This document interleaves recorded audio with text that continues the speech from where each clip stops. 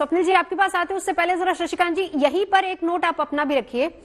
इसका मतलब तो गैंगस्टर के लिए सबसे सेफ जगह जो है वो जेल ही है। जेल के अंदर से वो अपना पूरा कारोबार चलाएगा और 30 सालों से जैसे सुनील जी बता रहे हैं कि चल रहा और ये आगे भी इसी तरीके से चलता रहेगा। जी हाँ, क्रिमिनल्स के लिए, गैंगस्टर्स के लिए जेल से ज्यादा कोई सुरक्षित स्थान नहीं है। और अभी हमारे जो एक्सपर्ट हैं, जो लॉयर साहब हैं, उन्होंने जो बात कही उनके मैं कहता हूँ, आई नो सम केसेस जहां पर कि एक बहुत ही अच्छा जेल सुपरिंटेंडेंट लगाया गया था। जेल में जो गैंगस्टर था उसने उनकी टांग तोड़ दी, फ्रैक्चर कर दिया, और उसके जो गुर्गे बाहर थे उन्होंने जाकर उसके परिवार पे हमला करके वहां से कर दिया। इस प्रकार की हरकतें करते हैं जिससे कि पुलिस स्टाफ हो गया, जेल स्टाफ हो गया, डिमोरलाइज हो जाता है। पर यहाँ मैं एक और बात कहता हूँ कि जेलों से मोबाइल चलते हैं, पर इसमें ओकेजनली व्हाई डोंट पुलिस जो है डंप डेटा लेकर के एक पर्टिकुलर टाइम का उसका क्यों एनालाइज नहीं करती है कि कहां से किसके बात हो रही है, किसका फोन इस्तेमाल हो रहा है, किस कारण से हो रहा है। ये सब बातें जो होती हैं डंप डेटा में होती हैं।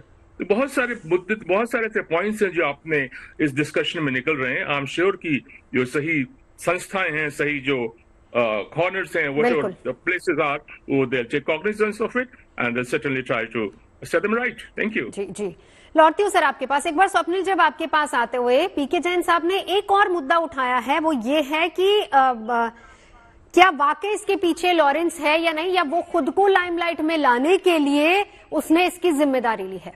अगर ऐसा है तो इस केस की दूसरी थ्योरी क्या बन रही है फिर? देखिए नवजोत, क्योंकि इसमें एसआरए का भी एक प्रोजेक्ट का इशू आया था। मैं जब तफ्तीश करूंगा, अगर मैं पुलिस हूं तो मैं सारे बिंदुओं की तफ्तीश करूंगा। I will not just stick to one point, comprehensively करूंगा। पहले तो ऑफकोर्स जो एडमिट कर रहा है, जो ओन अप कर रहा है, उसकी करूंगा। अगर वो लाइमलाइट में आना चाहता है तो मैं उसकी तफ्तीश करूंगा पहले। At the same time parallel मैं एसआरए प्रोजेक्ट की भी तफ्तीश करूंगा। बट मुझे पहला वाला जो है वो ज्यादा दुरुस्त लगा। अब रही बात कि जो सिस्टमिक रॉट जो मैं बता रहा था, पहले ही देखो आप जो प्रिजन रिफॉर्म्स, जो एक आप पुलिस रिफॉर्म्स करो तो साथ में प्रिजन रिफॉर्म्स भी करने पड़ेंगे। और मेरी आपके चैनल के माध्यम से एक ही दरख्वास्त है केंद्रीय सरकार को कि आप इंफ्रास्ट्रक्चरली बहुत बढ़िया काम कर रहे हैं, आपके तीसरे टर्म में बहुत अच्छा कर रहे हैं, उसकी कोई ना नहीं है। बट क्रिमिनल जस्टिस सिस्टम, जब तक आप क्रिमिनल रिफॉर्म्स नहीं करोगे तो ये सारी इंफ्रास्ट्रक्चर, ये सारी चीजें, सारी सहूलियतें बहुत अच्छी बात है, आप थर्ड लार्जेस्ट इकोनॉमी बन जाओगे, लेकिन कंट्री का जो एक हैप्पीनेस क्वोशेंट रहता है या एक इकोनॉमिक प्रोग्रेस भी कई हद तक क्रिमिनल जस्टिस सिस्टम पे भी डिपेंड होता है। और किस प्रकार से, किस स्पीड से आप क्रिमिनल जस्टिस कर लेते हो, उस पर बहुत डिपेंडेंट होता है। क्योंकि injustice anywhere is a threat to justice everywhere, Martin Luther King ने बताया था ये। तो ये सारी चीजें आपको ध्यान में रखनी पड़ेगी। और ये सारे जो रिफॉर्म्स है, जो प्रिजन रिफॉर्म्स है, कि भाई जेल का सुपरिटेंडेंट, जो अभी मेरे प्रीवियस पैनलिस्ट ने बताया कि वो एक अच्छा आदमी था, लेकिन उसके साथ ये हुआ डिमोरलाइजेशन। और मैं यही बोलता हूं, मैं खुद कोर्ट्स में जाता हूं नवजोत, मैं आपको बताता हूं कि एक case is just a number. It's just a number for both advocates and even for the जजेस who are looking after it. It's just a number. But what I am trying to say, क्योंकि जो जजेस की जो संख्या है, comparison जो cases आ रहे हैं, इतना लिटिगेशन हो रहा है both civil and criminal front पे, इतना हो रहा है। और जो क्रिमिनल केसेस है, जो fast track is just a dream. आपने न्याय संहिता पूरा 3 लॉज को रिफॉर्म किया जुलाई 1 से। आपके होम मिनिस्टर ने आपको बताया कि 3 साल में मुश्किल से आपको एक टियर तक पहुंच जाओगे, आपकी जहां पे सुप्रीम कोर्ट तक पहुंच जाओगे, फिर आप the justice will be easy. मैं ये मानने को तैयार नहीं हूं।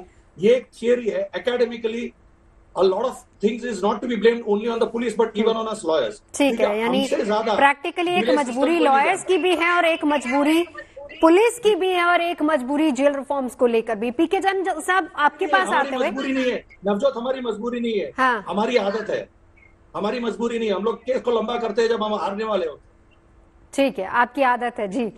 पीके जैन साहब एक चीज, एक और बात समझाइए कि बात पुलिस से लेकर हर कोई इस बात को अच्छे से जानता है, हमारी इंटेलिजेंस एजेंसियां भी जानती है कि किस तरीके से चलिए। अगर हम इस बात को थोड़ा सा इसको शक की नजर से भी देखें कि हो सकता है कि यहां पर लॉरेंस बिश्नोई का हाथ ना हो, ये हम अगर शक की नजर से देखें, लेकिन फिर भी लॉरेंस ने अब क्योंकि जिम्मेदारी ली है तो जाहिर सी बात है कि स्वप्निल जी कह रहे हैं कि हम इसी थ्योरी पे चलेंगे।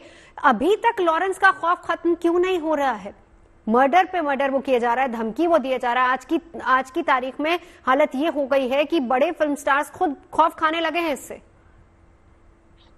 देखिए, ये जो धमकी आई है ये एक शुभू लोनकर नाम का व्यक्ति है, उसके ईमेल आईडी से आई है, उसके फेसबुक अकाउंट से आई है।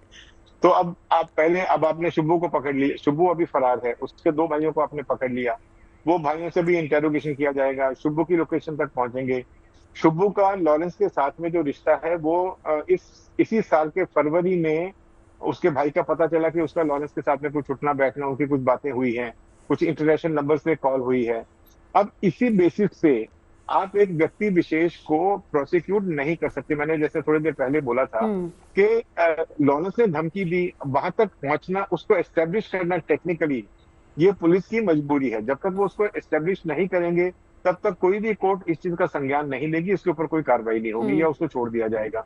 तो प्रॉब्लम सारी वहीं आती है कि आपके पास में टेक इंटेलिजेंस हो या ह्यूमन इंटेलिजेंस हो, लेकिन उसके साथ में सर्कमस्टेंशियल एविडेंस, डायरेक्ट एविडेंस, ये सब कुछ आपके पास में होना जरूरी है ताकि आप किसी व्यक्ति को फिक्स कर सकें। एक बात बहुत अच्छी शशिकांत साहब ने करी यहाँ पर कि जो डेटा है वहां पे जेल का डंप डेटा, उसको उठा के क्यों नहीं एनालाइज किया जाता। मैंने भी वही चीज कही थी कि आप जेल में जैमर लगा दीजिए, जैमर के अलावा वहां से कम वहां से निकलने वाले ट्रैफिक को मॉनिटर करिए। डंप डेटा तो हो गया कि आपने हाइंडसाइट में किया, लेकिन वहां पे अगर आपने मॉनिटर लगा दिए, वहां से क्या डेटा निकल रहा है, किससे बात हो रही है, किस नंबर से हो रही है, वो नंबर को ट्रेस करिए। वो सारी जो एक्सरसाइज है वो ईमानदारी के साथ में अधिकारियों को करनी पड़ेगी। नहीं करेंगे तो ये कार्रवाई इसी तरह के ये गैंग चलते रहेंगे, इसी तरह से जेल से ऑपरेट करते रहेंगे। मेरा जो महाराष्ट्र की जेल का अनुभव है वो यही है कि जितनी बार भी वहां पे जैमर लगाए गए, हर बार जैमर को खराब कर दिया गया। खराब करने वाले वहीं के स्टाफ मेंबर्स थे, और ऐसी जगह पे जहां उनको मालूम है कि यहाँ पे थोड़ा सा ब्लाइंड स्पॉट है, जहाँ पे जैमर कैच नहीं करता या जैमर ऑपरेट नहीं करता या मॉनिटर नहीं किया जा सकता, उस जगह वो उनको मालूम रहती है, वही क्रिमिनल्स को पता लग जाती है, वहां जाके ऑपरेट करते हैं। तो जेल जो कि बड़ी एक ऐसी जगह है जहाँ पे इजीली कंट्रोल किया जा सकता है, वो बजाय कंट्रोल करने के वहां से लोगों को ऑपरेट करने की छुट्टी दी जाती है। अभी हम लॉरेंस बिश्नोई जैसे गैंगस्टर की बात कर रहे हैं, अब मुख्तार अंसारी जैसा आदमी था, यूपी से जाके पंजाब में 1.5 साल 2 साल बैठा रहा, हर तरह की सुविधा मिलती रही। तो हम सिर्फ गैंगस्टर की बात करते हैं, पॉलिटिकल आदमी की बात ही नहीं करते।